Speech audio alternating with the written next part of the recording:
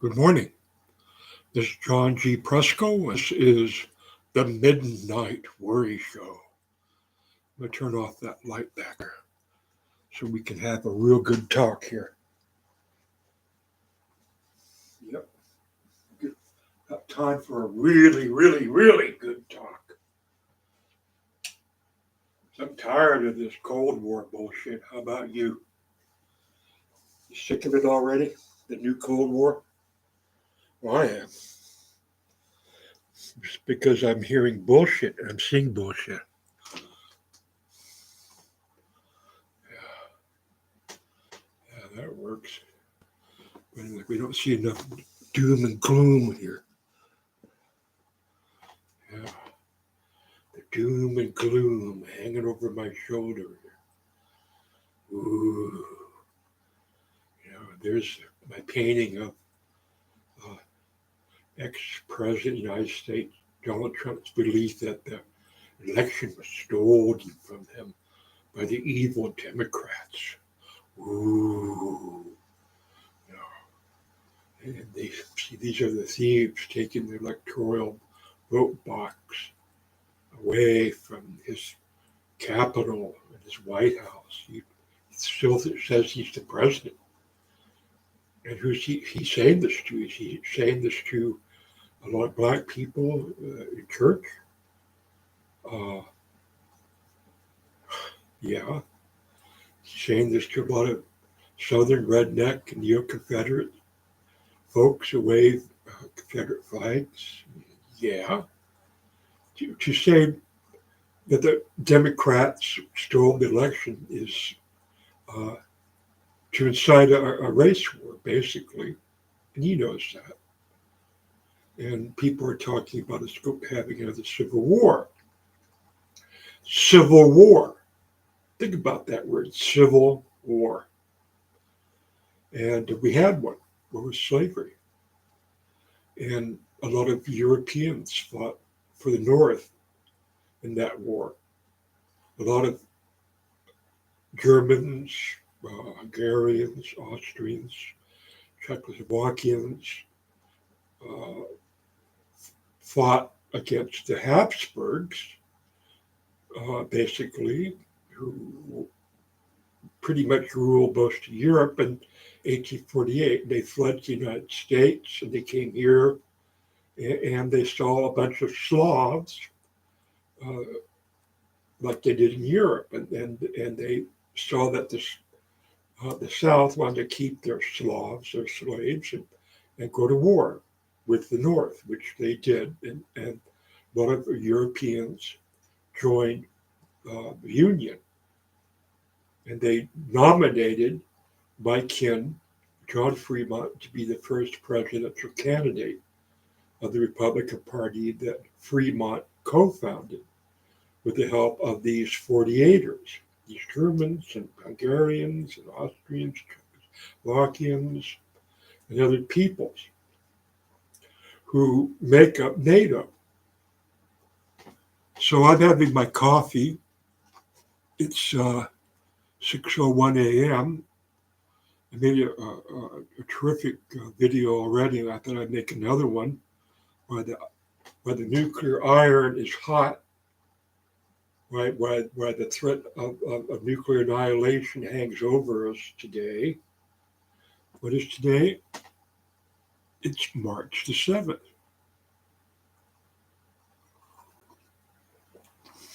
And 63% of the people in America fear that they'll be nuked.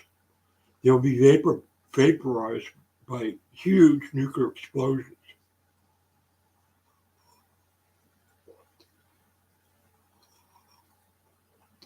And yesterday was a very beautiful day here in Springfield, Oregon.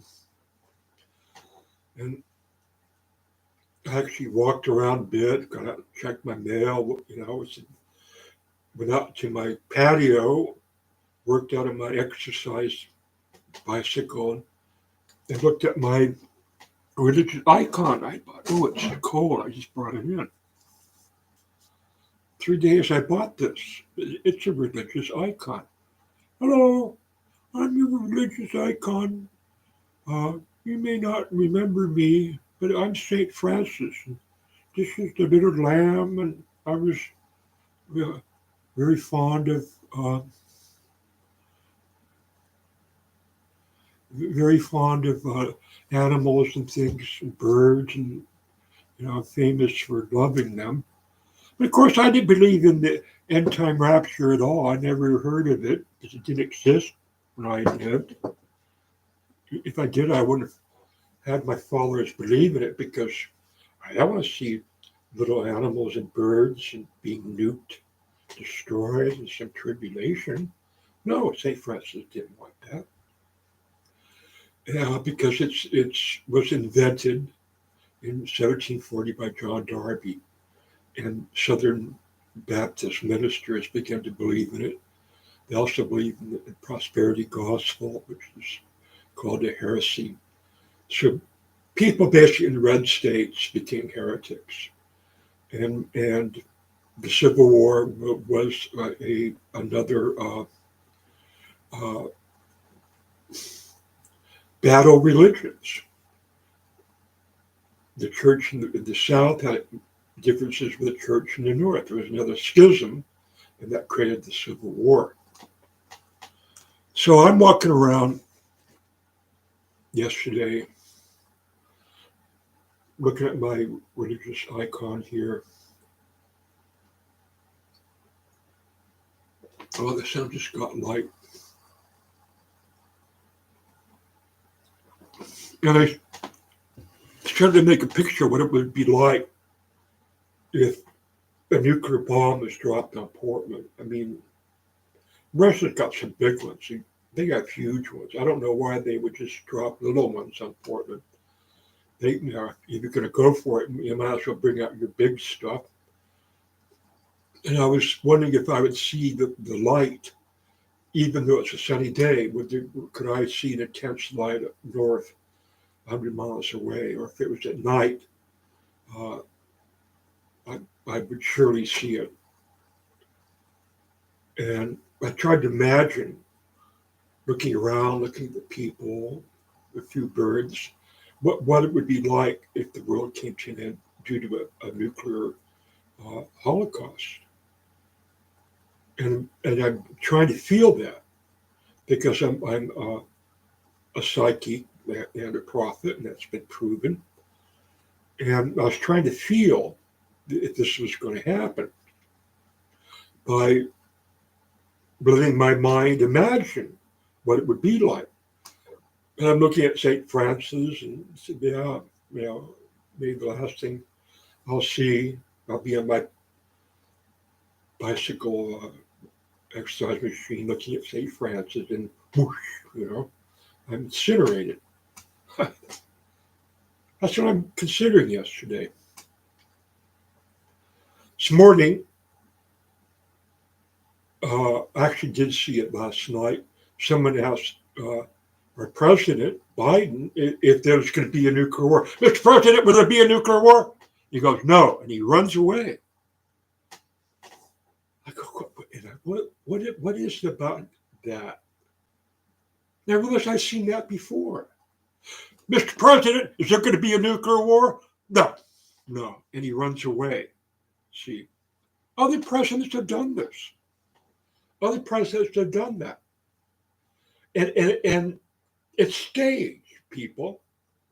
That's staged because you don't want to have the people of the United States say, we demand that the president sit before the people for an hour on Tuesday evening and reassure us for an hour there will be no nuclear holocaust. And there's his team of generals and nuclear experts and think tank people in back of them. And,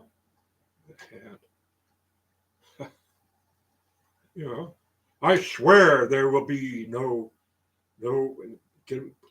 stack Bibles, I swear there will be no nuclear holocaust, that no one in the United States of America will die on my watch of a nuclear holocaust, bombs being dropped everywhere. I swear. And now I'm going to have my generals and think tank, Rand Corporation, they're all going to reassure you so you won't be afraid, so you won't be walking around wondering if you're going to get nuked in your tracks. See? So why don't they do that? Duh, you know, the gold question, right? Comes out in the gold aura question, comes radiating out of my being. Okay, we're ready. And everybody's, glued before their TV set. They got their popcorn, and they got their sodas and the little kids running around with the pets on the floor. Okay, the happy day. We're going to be reassured. There's going to be no nuclear. We're not going to be, destroyed, incinerated when they drop a nuclear bomb on us. Yay! What a happy day this is going to be. The happy hour. This is the happy Tuesday hour when the president assures us we're not going to die, in the new Cold War due to nuclear bombs being thrown through the atmosphere. Russia and China and the United States throwing nuclear weapons. That's just not going to happen, people. Yay! Okay. Let's go out and pass the football, Come on, Bobby. Throw it across the plate. I like Ike. I like Ike. See, President Eisenhower warned against the military-industrial complex.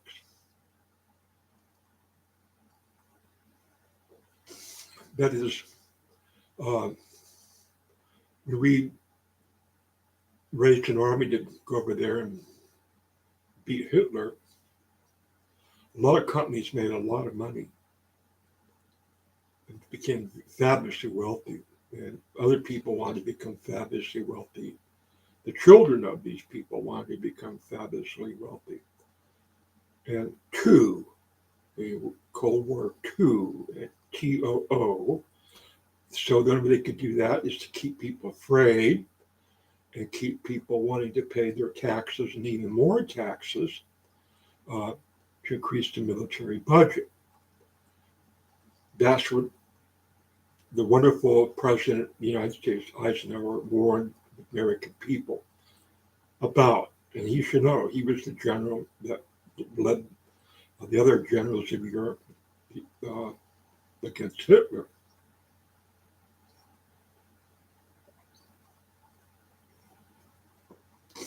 So people stop being afraid.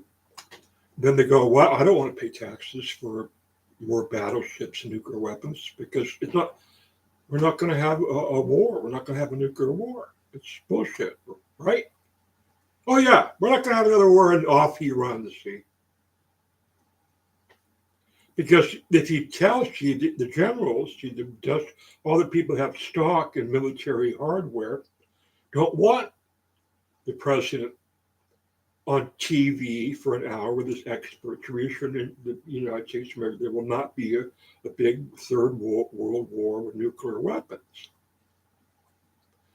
They don't want that because the stocks in military hardware goes down, they lose money, and but then came me and my brothers and sisters in the San Francisco Bay Area and Ken Kesey up here in Oregon, and we kind of came up with the anti-nuke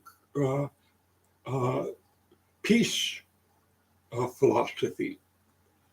Anti-Cold War, basically, we're anti-Cold War. And Maurice Savio came up with the free speech movement at the University of California campus. He was saying the same thing. UC Berkeley is supported mainly by the military contracts and everything else. They have the Livermore plant. My two friends who manufactured LSD were working on projects at the Livermore plant when they were 16. They were geniuses. And they manufactured LSD, right? So this is the effort to end the Cold War. That's back. All right, now we're going to listen to this voice that we keep hearing, and you've probably seen it on the news. Um, I can't remember his name. Okay, he's an old guy, Jew, socialist. He's for ending school debt. And he ran for president, and Hillary was nominated instead of him. And his name is blah, blah. But he wants to get rid of the student debt.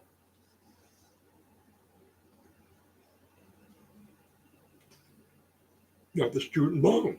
There's young people, they were young when they went to college, they took out a student loan. Bernie Sanders is wanting to have the United States government forgive student debt. And that's what I'm going to be for.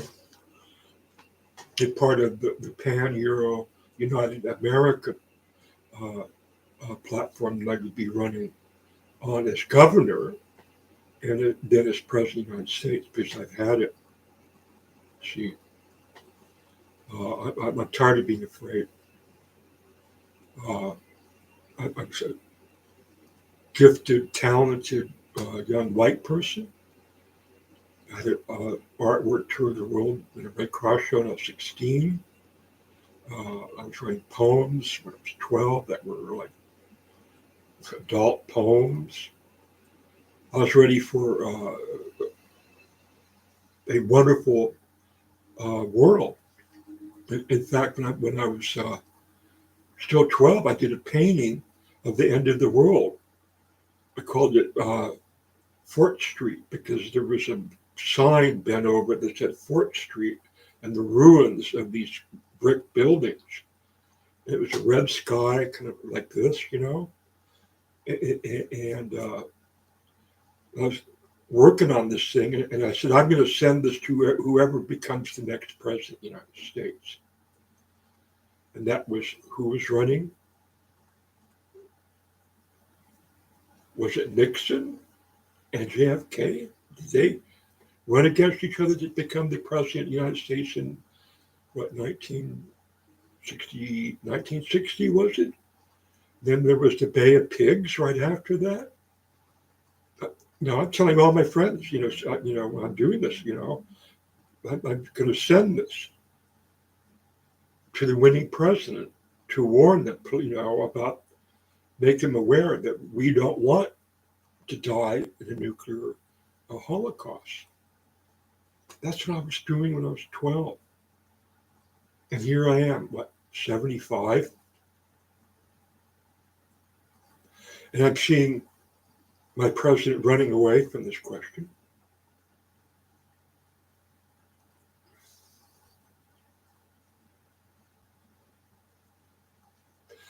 The world is seeing white people fighting against white people over in Ukraine.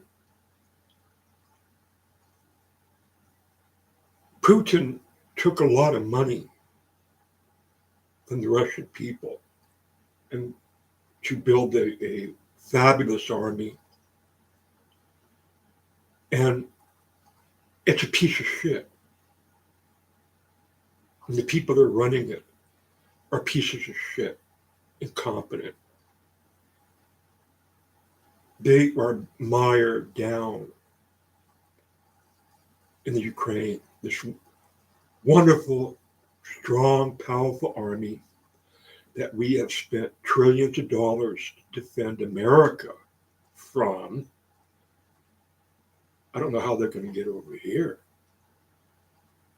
They can barely get across the border of the Soviet Union into Ukraine.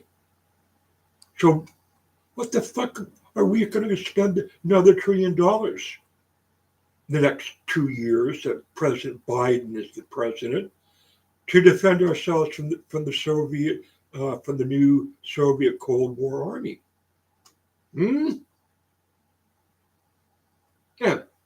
Biden says that crazy man Putin's not going to nuke us.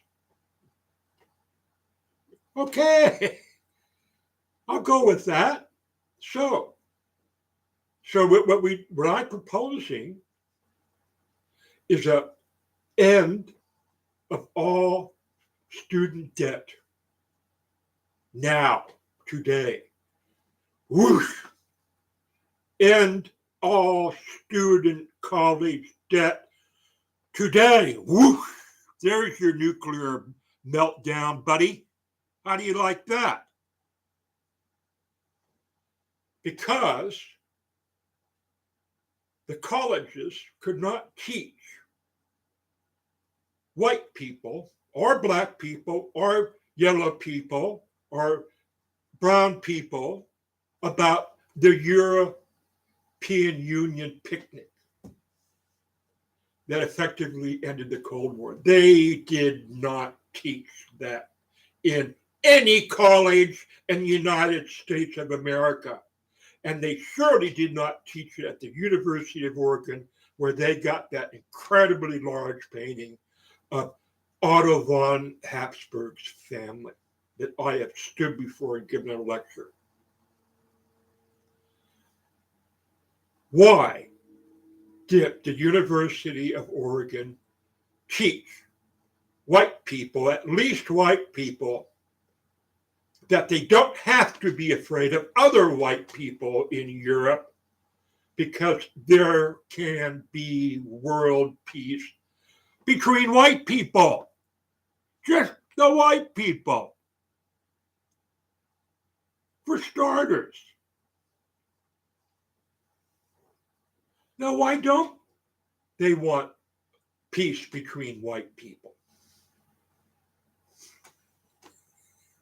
Because white people got the best jobs and pay the more taxes, and then they send their kids to college, which helps fund the military industrial complex, which are in our colleges.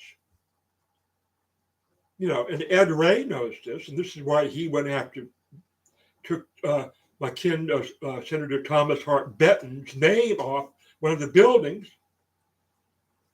because these Chicano people were angry for white people being white people and demanded that name be removed. And Ed Ray, who gets his bread buttered by the military, contracts every year, says, "Oh yeah, you want to fight with each other? Great, that's good. You don't want the white people to live in peace? Hey, I'm for that, and so is the industrial military complex. So we're going to take Senator Thomas Hart Benton's name off that building over there." I finally figured it out. That the industrial military complex, who made so many trillions of dollars, and their children are inherited and are born with land and villas up in the Aspen, Colorado ski country. They made trillions of dollars having white people fight each other. That's it. And if they could help make it look like white people are want to go to war with each other again, have a civil war, they're going to encourage that. And they'll use any means possible. And they've been using the evangelical end time heresy, rapture. They've been funding those kooks and nuts who every year get crazier and crazier and crazier. You need to go back to 1993 and look at Yeltsin in the Russian White House, running around with vodka bottles all over the place. And there's young Putin watching his leader lose it as the Soviet Union fell. And you got to look at the Republicans, every one of them that watched this. Because I said it then. I said, uh-oh, the right-wing Christian Republicans will be looking for a new evil empire to go after here in the United States of America. And they've made the Democrats be the new evil empire. And they use the evangelical church to do it. They use Bob Jones University and other think tanks, Christian think tanks, to replace Yeltsin's evil empire. Who knew this? Who knew this was going on? Who figured out? Who was a top commander in the KGB? Putin. Putin knew what the Christian right Republicans were doing when the Soviet Union fell, when Yeltsin's rolling around, tripping on the vodka bottles in the Russian White House. Putin was blown away. He saw the worst thing that could nightmare ever unfold for him. He saw it happen.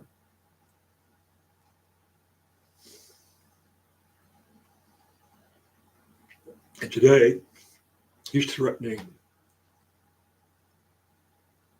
all the white people of the world with nuclear annihilation. He's not threatening black people in Africa. He's not threatening, Oriental people in China and elsewhere with, he's not threatening to nuke Mexico and Chile, is he? No. He's threatening to nuke white people. He wants white people to be afraid. Afraid. Because then when white people get afraid, what do? They act in a very tribal way. They pool their resources and elect a king warrior. That's the history.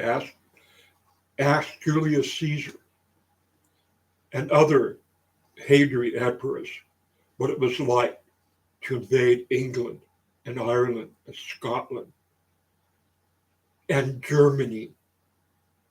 And here they come, the berserkers, those crazy white people painting themselves blue and just going crazy on the most organized, well-funded army in the world, the Roman legions. And they wiped out some Roman legions.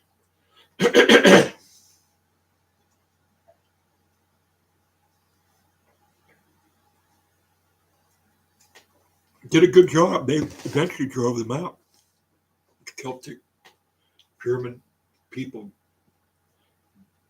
beat the Romans. Now, Constantine's father was stationed in Britain, and he was driven out. And it was Constantine who figured out the only way to beat the white people in Europe was to bring up a pro-Roman religion that made white people wimpies, turned them into whips, cowering, wimpy, shamed people. And that's why he chose the evil religion of St. Paul or St. Paul and sent his snakes up there to Europe to subvert the revolutionary religion of John the Baptist and the original Jesus, who was the Jubilee Jesus. And he began the revolution that overthrew the tax system, the archives where they kept the dead archives, where a lot of Jews had become signed papers to become indentured slaves to richer Jews because you needed money to go to the temple to make sacrifices, and you needed to go there once before you die to make a big sacrifice. And if you were a poor Jew up in Rome, in Europe, and you were a slave in Rome, you didn't have the money. So you had Jewish sponsors, and you'd sign, your children away. That's what Jesus, the real Jesus, was against. He says so at the beginning of his mission.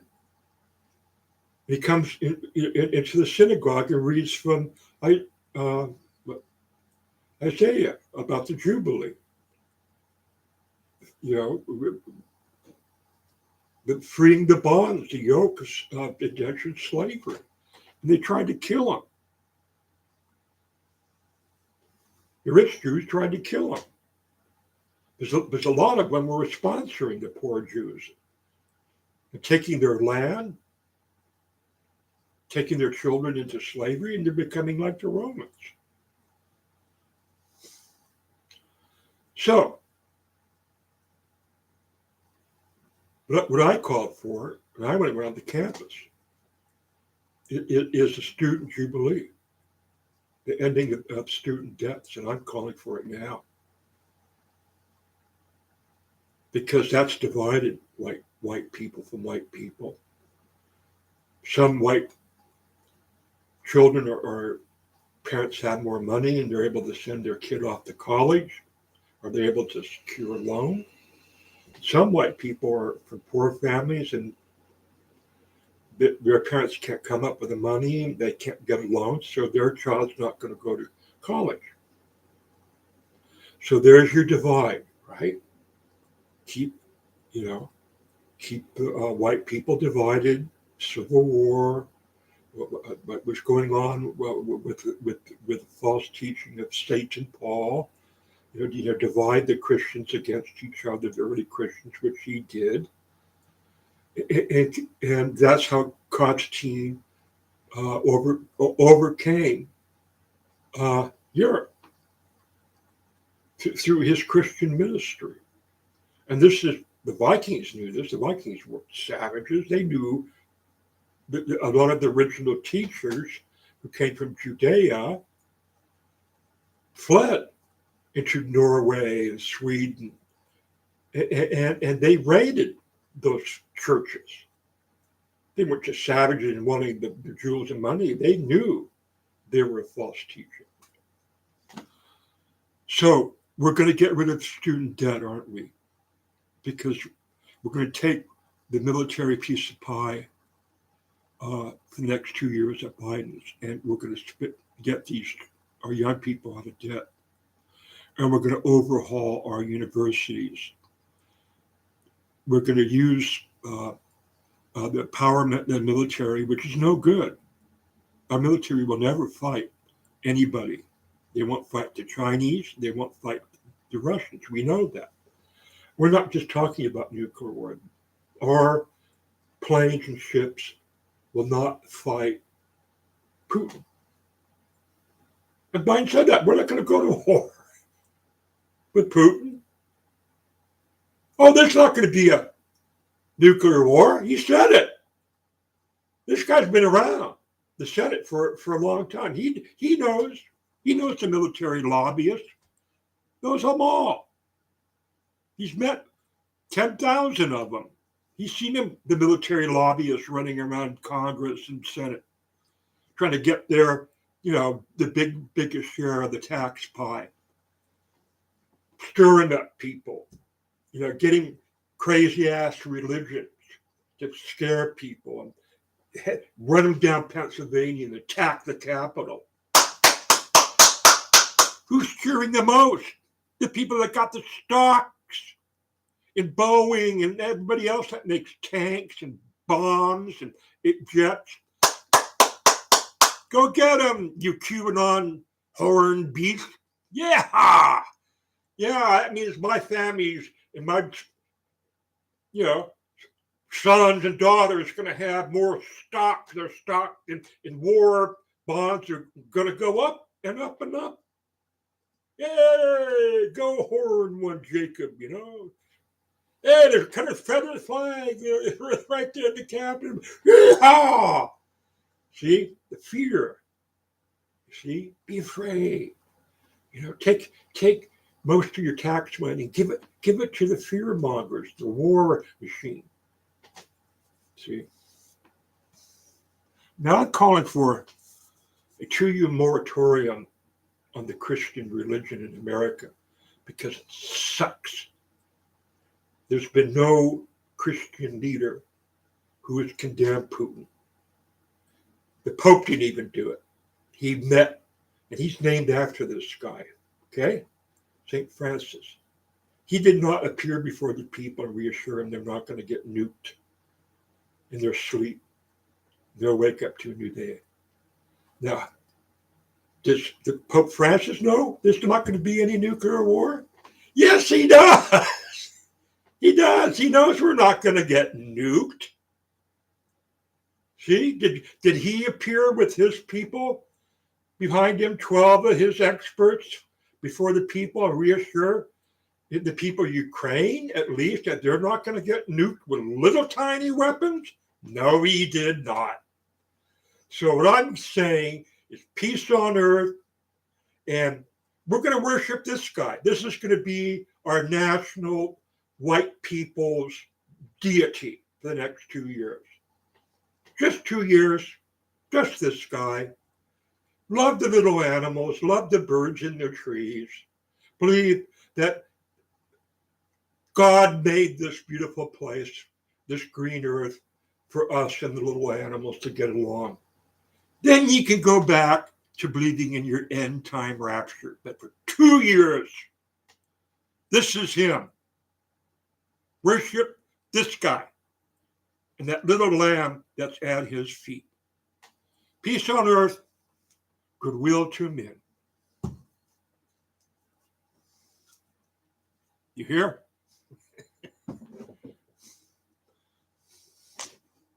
No more Cold War. Bullshit. It's a lie.